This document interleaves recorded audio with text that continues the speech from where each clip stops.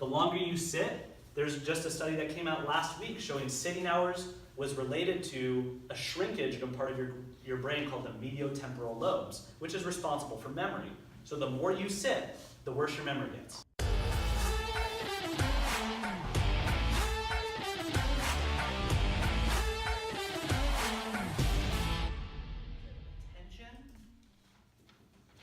Attention/focus, can we agree they share a lot of similarities? Memory. We said awareness. In the literature, it's called metacognition. Now, if it sounds like you say that enough, you just like turn into a cyborg or something cool like that. I like that word. Metacognition is basically awareness of self, awareness of emotions, bodily processes. It has a lot to do with emotional intelligence and mindfulness, interoception.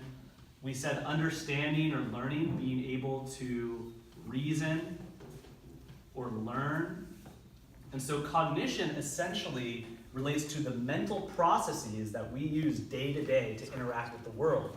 It could be decision making. It could be to eat this cake or not to eat this cake. Impulse control. It could be to move this direction or not move this direction, which could indicate or not indicate the risk of falling, right, for older clients. And so cognition is kind of a summary of all of these mental functions.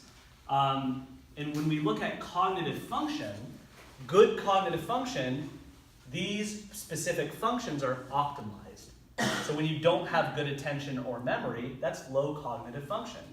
There's also a term called executive function, which is kind of the same thing as cognition, but executive function is like most of these, right? And executive function is what they relate to in the literature. So when they say, I have low executive function, well, typically we have low executive function when we don't sleep, we don't move, we eat like crap, right? You felt that. You felt low executive function when you drink, right? Poor memory, poor motor control, lowered executive function. And so our goal as health coaches would generally be to increase cognitive function and prevent cognitive decline. And so everyone's seen is when we're born, we slowly increase our physical capacity, and then it goes up, and then we flatline, we hit some ceiling, and then we slowly go down until we die, right?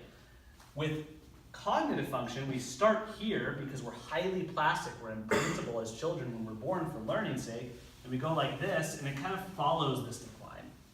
So this is what we call cognitive trajectory. And we want to slow this as much as we want to slow the physical. And ideally, we slow them together, right? Because then we're at risk for things like dementia, Alzheimer's, poor memory, and just general cognitive decline, cognitive degeneration. And so did that answer your question? What is cognition? What is cognitive decline? Yeah? Does that make sense?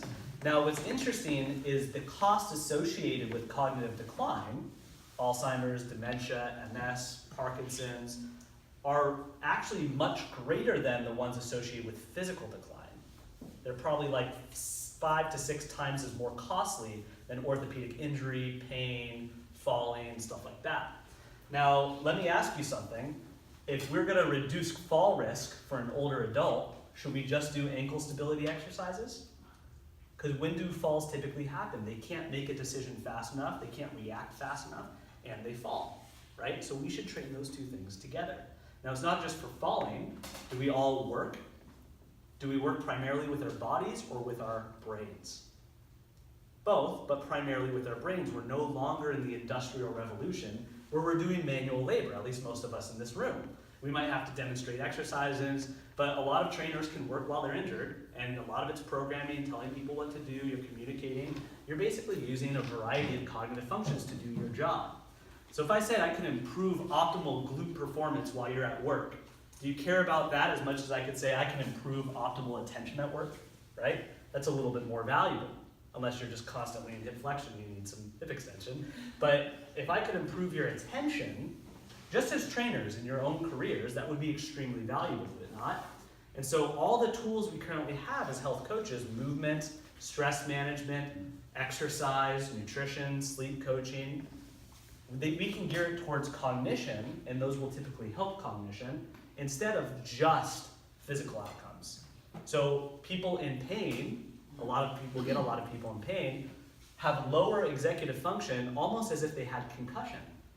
So it does concern us to address that. Now, let's say we don't have concussion, or we don't have Parkinson's disease, we don't have Alzheimer's. Do we, us normal, young, healthy population in the room, experience lower executive function? What do we struggle with? This room. Can we yell some things out that we struggle with? Lack of Memory. But what does lack of sleep mean? No, I wasn't sure.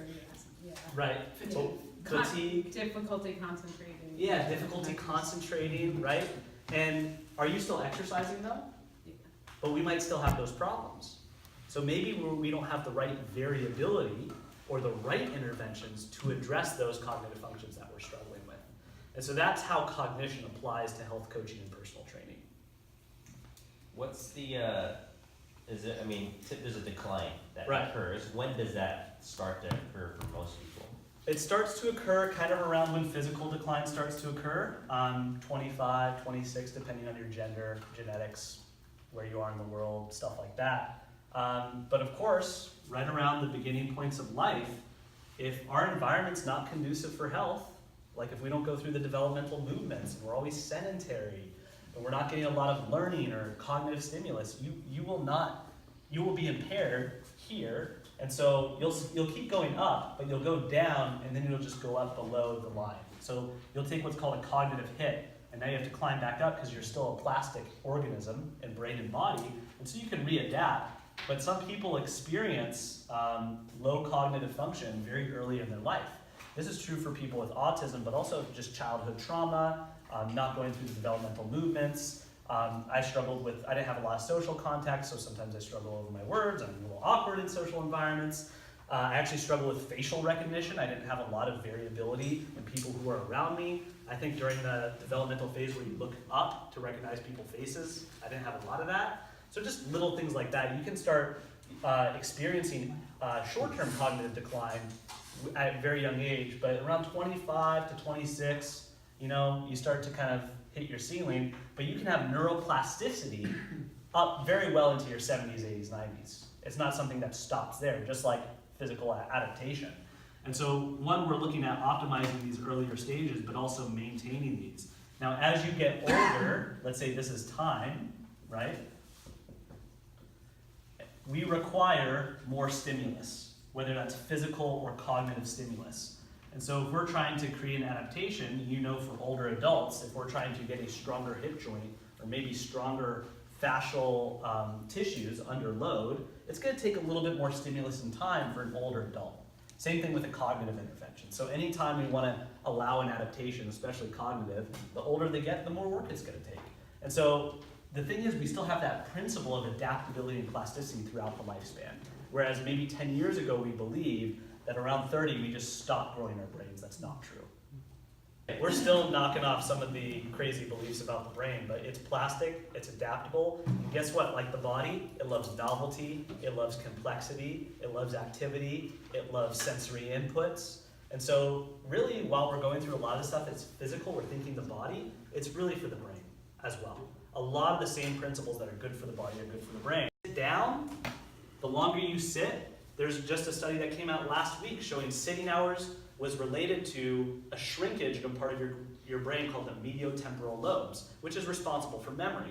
So the more you sit, the worse your memory gets. That explains everything.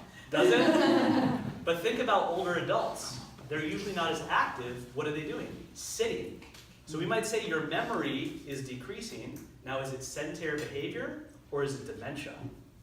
And sometimes it becomes really hard to tell the difference between the two. In fact, women going through menopause experience dementia-like symptoms, and they get scared because they think it's dementia. And so we have a hard time as a society delineating the symptoms versus what we think is disease. But the solution is the same, prevention. And then intervention with a healthy lifestyle, healthy movement, etc. And so it really does translate to us as health coaches. The same strategies used for physical health within the IOM context are also used for cognitive